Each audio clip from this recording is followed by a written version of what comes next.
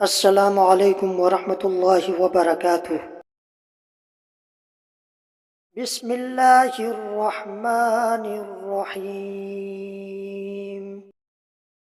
حضرت ابو ہریرہ رضی اللہ تعالی عنہ سے روایت ہے، انہوں نے کہا ایک بار ہم مسجد میں تھے کہ اچانک رسول اللہ صلی اللہ علیہ وآلہ وسلم ہمارے پاس تشریف لائے اور فرمایا، یہود کی طرف چلو۔ ہم آپ کے ساتھ نکلے حتیٰ کہ ان کے ہاں پہنچ گئے۔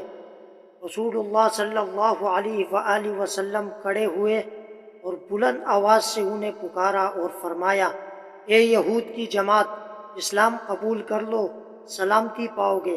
انہوں نے کہا، اے ابو القاسم، آپ نے پیغام پہنچا دیا۔ رسول اللہ صلی اللہ علیہ وآلہ وسلم نے ان سے فرمایا، میں یہی پیغام پہنچانا چاہتا ہوں، اسلام قبول کر لو، سلامتی پاؤ گے۔ انہوں نے کہا، اے ابو القاسم، آپ نے پیغام پہنچا دیا ہے۔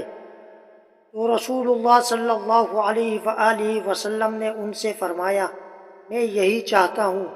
آپ نے ان سے تیسری مرتبہ کہا اور فرمایا، جان لو، یہ زمین اللہ اور اس کے رسول صلی اللہ علیہ وآلہ وسلم کی ہے، اور میں چاہتا ہوں کہ تمہیں اس زمین سے جلا وطن کر دوں۔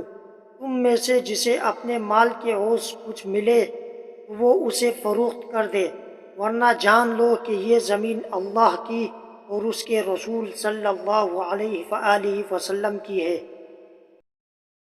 آن حضرت صلی اللہ علیہ وآلہ وسلم نے فرمایا، بے شک دین آسان ہے، اور جو شخص دین میں سختی اختیار کرے گا تو دین اس پر غالب آ جائے گا اور اس کی سختی نہ چل سکے گی۔ بس اس لیے اپنے عمل میں پختگی اختیار کرو اور جہاں تک ممکن ہو میانہ روی برتو اور خوش ہو جاؤ کہ اس طرز عمل سے تم کو دارین کے فوائد حاصل ہوں گے، اور صبح اور دوپہر اور شام اور کسی قدر رات میں عبادت سے مدد حاصل کرو۔